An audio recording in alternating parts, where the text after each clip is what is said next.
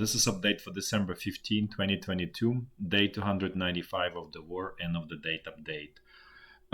So I'm going to start with general topics and strategic topics, and which also will include Ukraine, and then we're going to do a walk through the front line, as we always do. So let's first, I guess, start with with Russia. So there's statistical information came out for Russia, and the birth rate is plummeting like never before, and it's at the lowest level in the past 20 years. So the Russian president is asking Russian government do something about it, and the irony of it is that they're not going to do anything sort of useful for it. That what they're going to do, they're going to put fines for those who are don't have children. That was actually practiced in the Soviet Union as well. That's instead of changing conditions that are not conducive for having children, they punish people who don't. So this is for those who are believe that Russian president or Russia is protecting family or anything like that. It's just how to say, just a cheap show for the Western public who is not aware what's really happening inside of the Russia, where the family is completely destroyed as a result of what's happening in the country. And just for those who are not aware, the population in Russia is not reproducing itself. It's a slow melting ice cube in general. The only reason it was able to sort of keep it at 148 million, which is what it was in 1991, is because a lot of Russians from the former republics of Soviet Union, they're moving back to Russia because the economic conditions are relatively better relative to, let's say, Ukraine, Kazakhstan, and so on. So there's a huge migration of Russian ethnic Russian population, or those who feel themselves Russian, because you don't really need to be ethnic, and ethnic in the terms of Russia is very, I would say, almost non-existent. It's really cultural language. That's why when the Russian president speaks about all of this, it's never about ethnic question. It's always about the language and culture, essentially, because there's essentially no such thing as ethnic Russians. It's just a agglomeration of many different small ethnic groups. And so going back to all of this, what I was trying to say is that there's really and then another source of migration is just essentially similar to what Europe is doing, similar to what US is doing, is basically allowing all of the sort of immigrants that sort of culturally totally different from the main cultural base, and the source for that for Russia for that is Central Asia, and specifically Uzbekistan and Tajikistan. So that's where there's another source of population that allows to for Russian government to keep appearance that population is not shrinking. If you really look at the sort of natural growth, it's very clear the population is shrinking, basically. So again, this is for those who are thinking that in Russia there is some protection of the family and such things. It's totally far away and not even close to that. Then another news out of Russia is that the Russian parliament is considering legislation that essentially allows Russian soldiers to commit war crimes and go unpunished on Ukrainian territories. So this is it didn't pass the parliament, but it's being considered in sort of serious way, with sort of extremely high probability of it being that it will pass through the Russian parliament. Now, so let's and then in terms of energy and Russia. So if you remember, Russia is producing roughly 11 million barrels per day of crude oil. So like China purchases around 1 million, then India is roughly 1 million, then Turkey and other countries, Pakistan, bunch more, they another 1.5. And so so basically it's a 3.5. Where's the rest is going? So you would be wondering. And so part of the answer is actually that Russian refineries are refining, obviously, into the product, and then it's being sold, for example, to Europe. So for example, Europe is buying 1.6 million barrels of diesel fuel per day. So this is already product. So if you convert it to crude oil, that's much higher number. They don't have right now like handy, but you can multiply that number. I would say probably by 2 to 3 times for sure. Maybe people, some viewers know. You can put in comments, but essentially, so you understand, and the same probably is happening to gasoline, right? Except it might be exported in this case to the US, because there is essentially kind of like I would say undisclosed distribution that Europe is using diesel and US is using gasoline. This is I'm talking about for the passenger cars, right? For the any transportation, you use diesel because that's the most efficient fuel. Then, so this is, again, Europe is buying all of this diesel fuel, and the reason for that is uh, starting February 5, um, essentially there's no sort of allowance. Uh, Basically, Europe will basically block importation of diesel fuel from Russia. There are a bunch of holes, so I'm pretty sure that import will continue flowing to Europe. Just for example, I think Hungary is exempt, then a couple more countries. So essentially, it will be brought to Hungary, and then it will be sort of sold to other countries nearby. So that's just very simple situation how it's going to play out. Or there will be severe shortages of diesel fuel in Europe, because with this amount you just simply cannot replace it easily. There's just simply not enough product on the market, which also may hit US as well, because it also has very low inventories of diesel fuel and so on. So this is, as you can see, when people think that inflation is over, it's probably not over. I would say, especially if you've seen there was an interview by Janet Yellen, which is head of Treasury Department.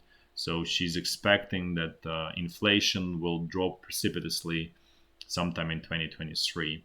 I would say she's example of I would say completely um, inept person who did not see the inflation coming. She was saying this is transitory inflation and all of that stuff. So this is a perfect example for you, the level of competence of the people at the highest level of the government, essentially.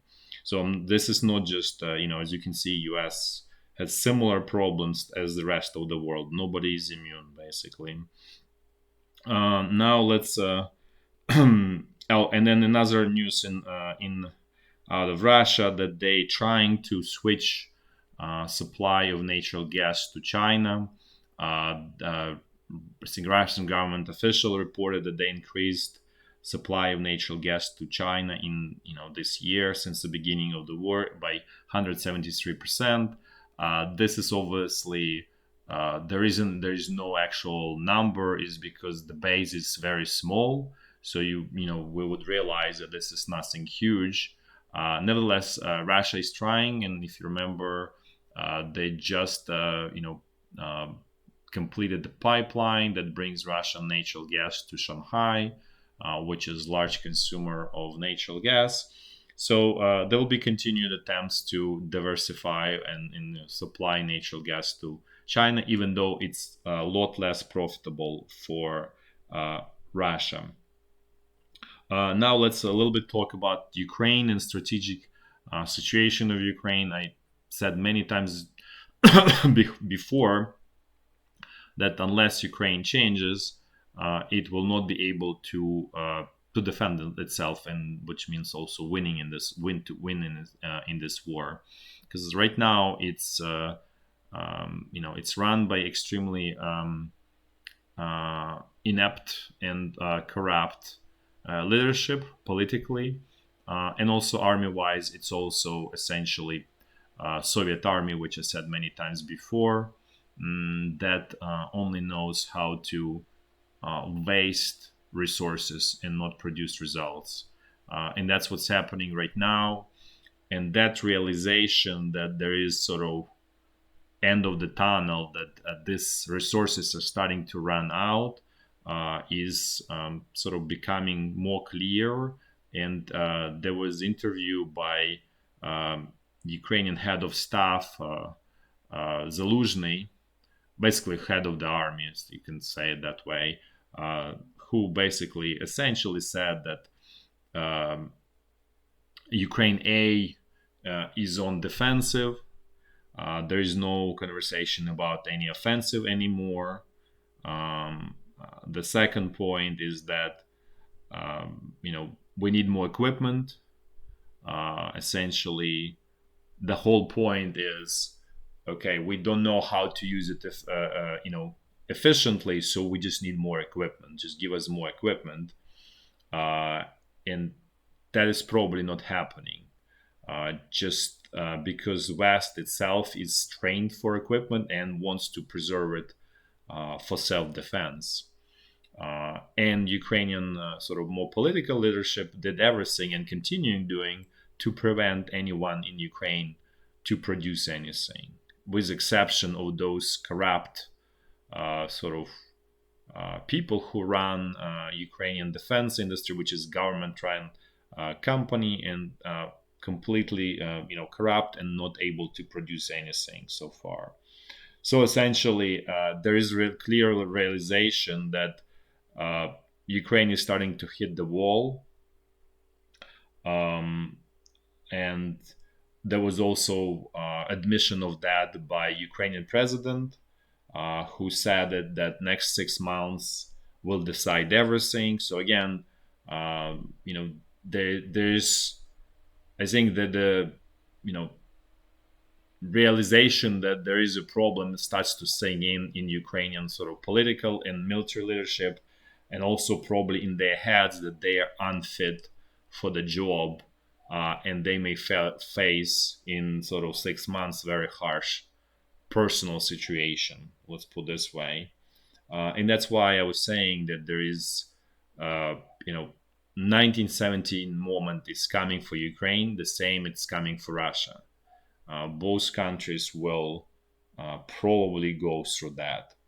At the same time, Ukraine political top is clinging to the power, what they feel like it's going away from them. At the same time, what they do is they just pass the law in a parliament, which is controlled by Ukrainian president. It's essentially not a parliament; it's just a, I would say, puppet show of corrupt individuals there who pass whatever Ukrainian president will want to pass. But essentially, they pass the law. The number is 8271. That essentially turns all of Ukrainian soldiers into the members of the penal units.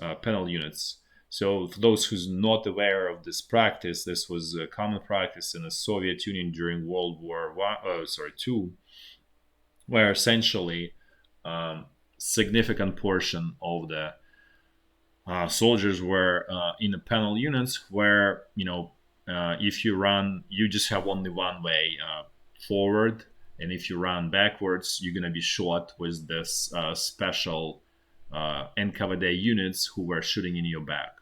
And this is how actually Wagner mercenaries are fighting as well, by the way.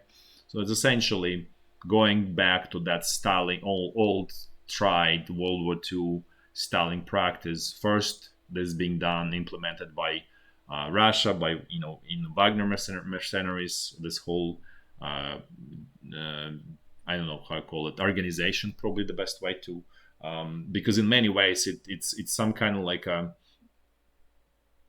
grotesque combination of uh, Gulag and KVD and SS. So everything in one package. Let's put it this way. And Ukrainian political top is doing the same. Basically, there is huge dissatisfaction among Ukrainian defenders with that, and that's putting basically more fuel on the sort of on the fire of uh, general dissatisfaction of what's going on in the country, how it's being led, and so on. And that's just accelerates that 1917 moment. So again, I do agree that next 6 months will be crucial for Ukraine, and maybe even not even 6 months. It's probably like sometime February, March, April will be extremely crucial for Ukraine, because even head of Ukrainian staff Zaluzhny admits that they expect a large Russian offensive in January/March timeframe. The hope is that the later it is, the better it is. Basically, the strategy is the hope. Hope is a strategy, which is never a strategy. It means like this is disaster, looming disaster potentially. But the sort of what he said in interview is, well, we hope it's going to be in March, so we're a little bit better prepared. Which is, as I said, hope is not a strategy, and it's a recipe for disaster. Um, and then there is also another point that he admitted that Russian soldiers are fighting without any problem. That this, all of this propaganda that talking about these conscripts not willing to fight, like they low quality and so on, that this is not essentially true. They're willing to die. Let's put it this way, and that's enough. That's strong statement when someone wants to, spend his life, for the purpose, for the cause that he believes in. So again, Ukrainian leadership, thanks to Ukrainian leadership, is basically in a strategic corner. And as I said before, the more time passes by, the lower chances are that Ukraine will be able to get out of that corner, because the point of no return is approaching pretty soon. So then let's switch a little bit to sort of more economic, more Asia news, or actually generally about the whole interest rate. So I mentioned yesterday that Federal Reserve increased interest rate in US by 0.5% to, I believe, 4.25-4.5, I believe. Then also today was done, the same thing was done by Bank of England, which is English Central Bank, and then European Central Bank. They both increased by 0.5%. So as you can see, this is concentrated and forced effort in the West to increase interest rates to maintain stability, like societal stability, because the problems are developing everywhere in the West, where the cost of life exceeds the wages of their sort of many blue collar workers, and essentially they cannot survive. And unlike, let's say, Russia or Ukraine, where people are very, I would say, self-reliant and independent, that's not the case in general in the West. They're extremely dependent, and if they don't have income, they essentially There is no way to survive. So that what that really means, that social unrest is um, extremely easy sort of ways out, in these conditions.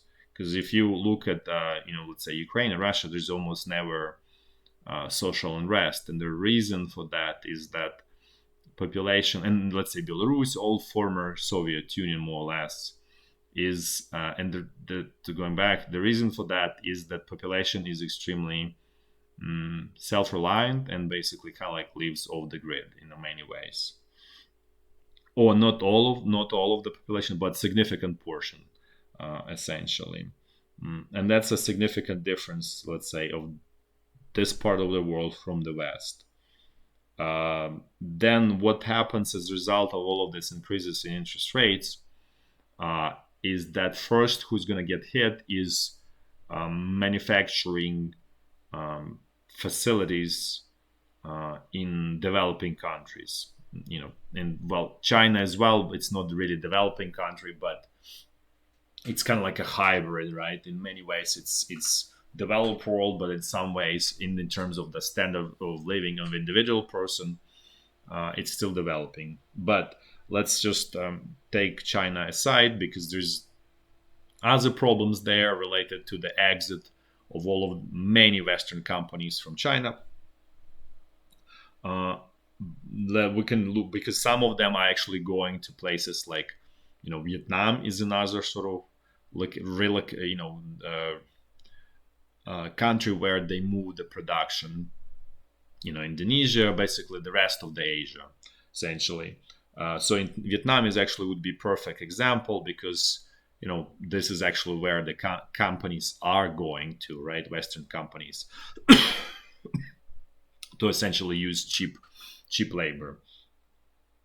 So what's happening in Vietnam is there are large layoffs happening at this time. So there was a report that 53,000 workers were laid off, and 102,000 had their work hours reduced.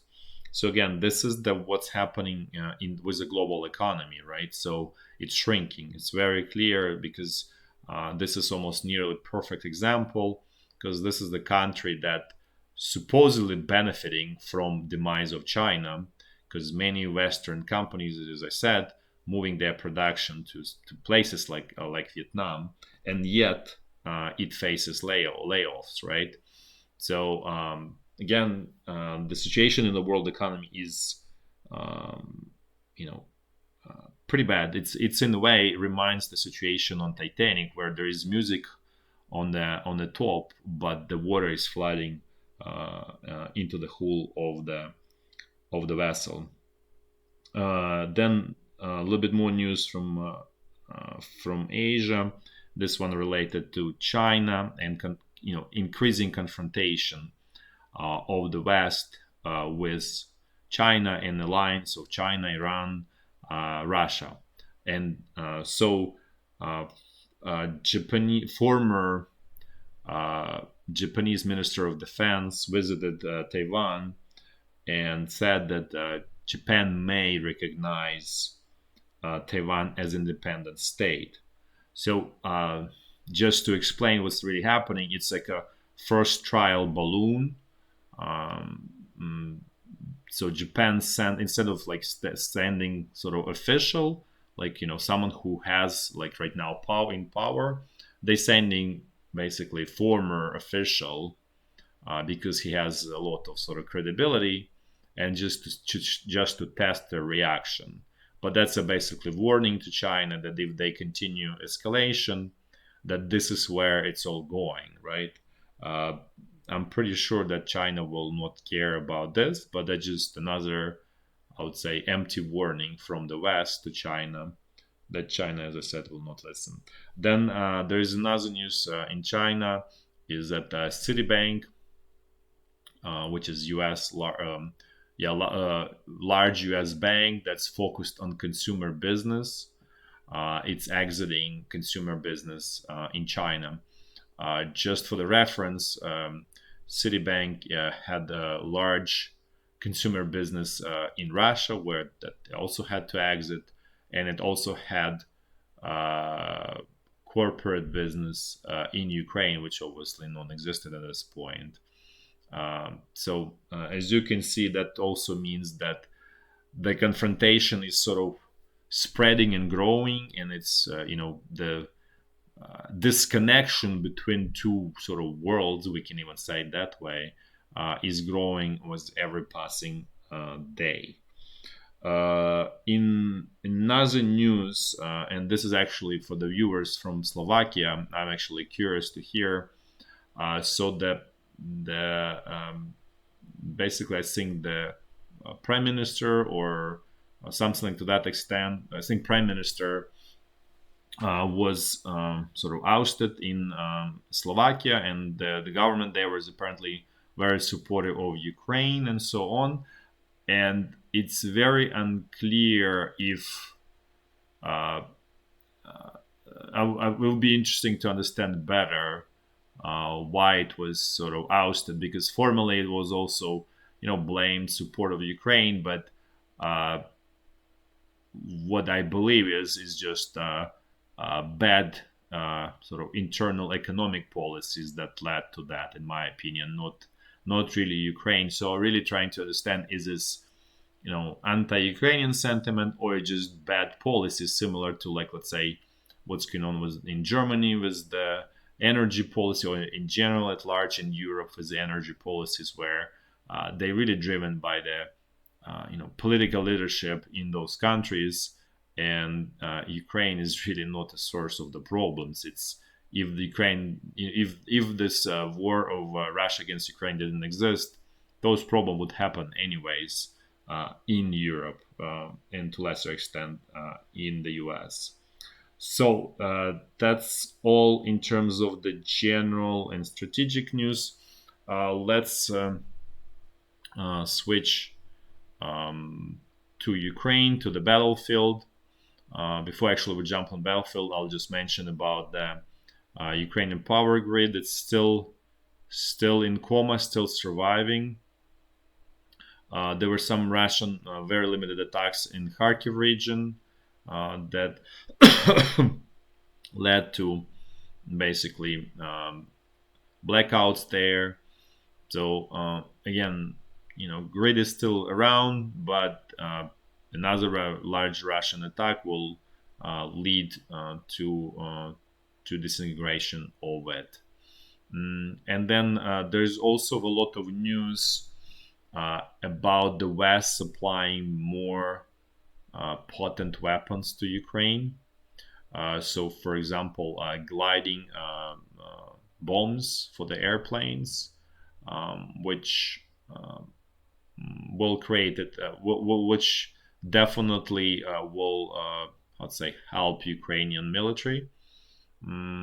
They will not sort of change the course of the war. That's still not enough of the technological advantage over the Russian side, but definitely what will lead to much higher Russian losses. Oh, and by the way, I almost forgot about them. There was some statistics about the prisoners of war. So it looks like Ukraine has 4.3 thousand Russian prisoners of war, and Russia has 10,000 Ukrainian prisoners of war. This is just, I'm not saying that's 100% correct. It's probably directionally correct, but at least it's some statistics that helps to at least understand the magnitude of the numbers. Just for the history, uh, in the summer, Ukraine had about like less than 1,000 Russian prisoners of war. So significant. All of this increase is as a result of this, Izum-Kupiansk offensive for the most part, not Kherson, where the Russian troops withdrew almost in ideal fashion, basically. And then obviously for the Russian side is just this is very clear that it's just extremely incompetent Ukrainian military command that allows this number of Ukrainian soldiers be in the Russian captivity. So because it's pretty much old-fashioned one division, which is let's say if Ukraine, let's say, has let's say 250,000 boots on the ground, 10,000, it's still, it's pretty sizable. Let's say 5% of prisoners of war. It's not a small number. Okay, let's just now walk through the front line. So the situation along the state border is more or less stable and quiet. Oh, and then just want to mention, because this news about Belarus and renewed Russian attacks through Belarus and Belarus attacking, it's absolute noise and nonsense. Mentioned this probably 4 months ago, 5 months ago, that Belarus military is simply not there to do the attacks. They don't have desire on the individual soldier level. At most, they can put up like 15,000 to 12 to 15,000 soldiers, which essentially about, let's say, 4 brigades. That's pretty much it. So that's not gonna get sort of Belarus military any far. Russia does not have spare resources right now to bring to Belarus, as we discussed. The formal number is 300,000 conscripts. They being trained and they're gonna be deployed. Actually, they are being deployed on the main sort of front line, where Russia will be sort of seeking sort of resolution, and there is not enough to put in Belarus or do another offensive out of Belarus towards Kiev. For that, you really need like another 500 soldiers to make it successful, and that's just not what Russia has at the moment.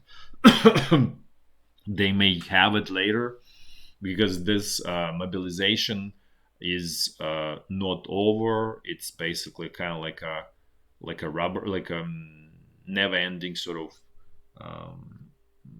approach. It's like as needed. You just keep digging in, and so that's possible that these troops are being prepared as we speak, being mobilized and prepared. And the earliest, if this is going to happen, is probably going to happen sometime in the spring, and the end of the spring, early summer, if this is going to happen. This is, again, a lot of ifs. It's just too speculative, I would say. So now let's actually jump to the front line. Let's look at what's going on on the North Luhansk front line. As you can see here, Russian side is pretty active, pretty aggressive. Ukrainian side tries to do sort of local counterattacks. The territorial status quo remains there. Neither side is sort of advancing in either direction so far.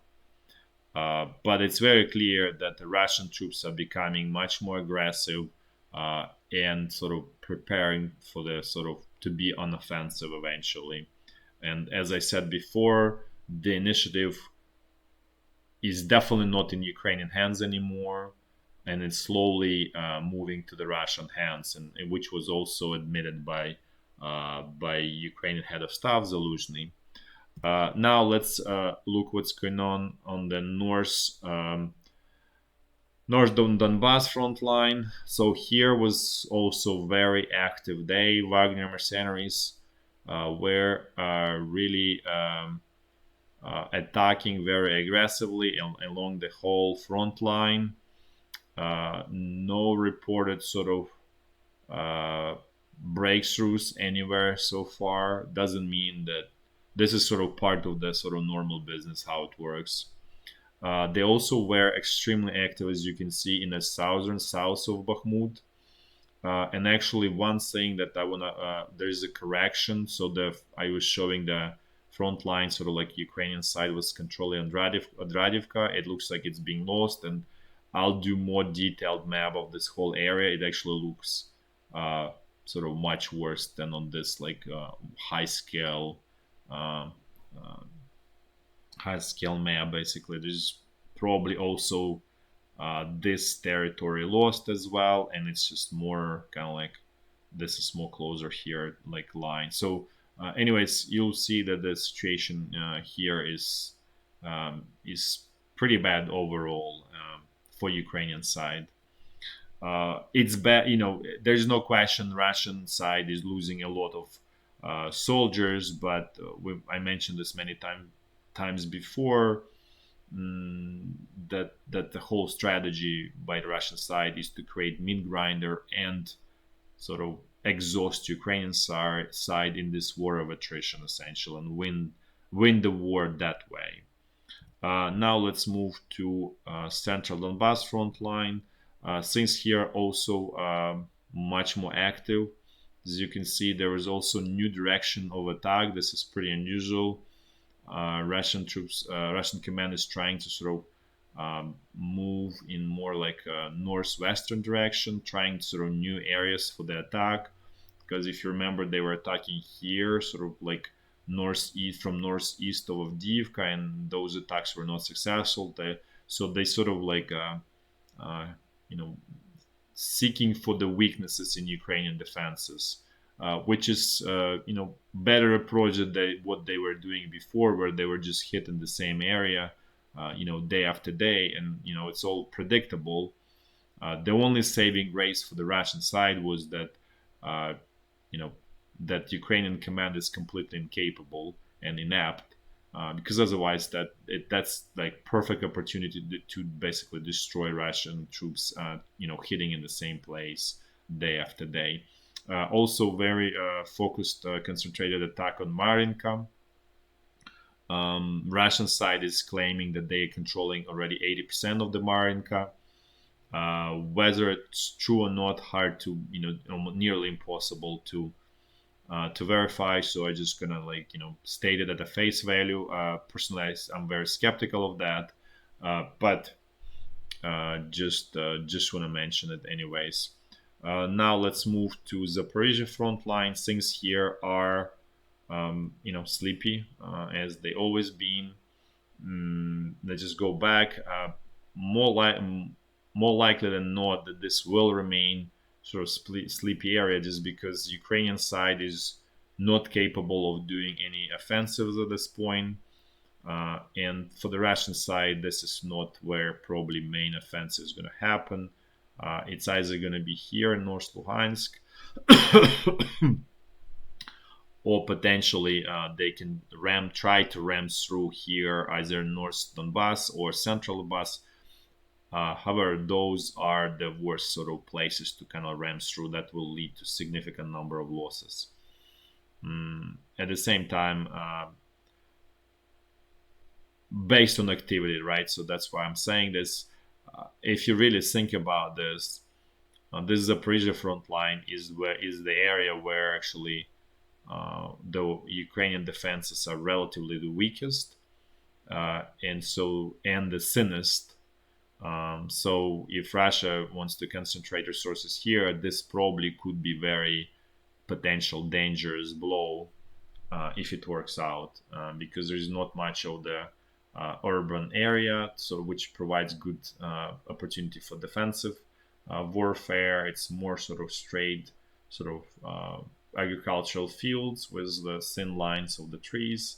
So this creates much better opportunity for the attacking troops than, let's say, North Lugansk, North Donbass or Central Donbass front line, where it's all essentially fighting in the urban areas. If they're not like high rises, but even it's houses, regular houses, that sort of provides enough cover essentially. So that's it for today. Thanks for watching, and until tomorrow, bye bye.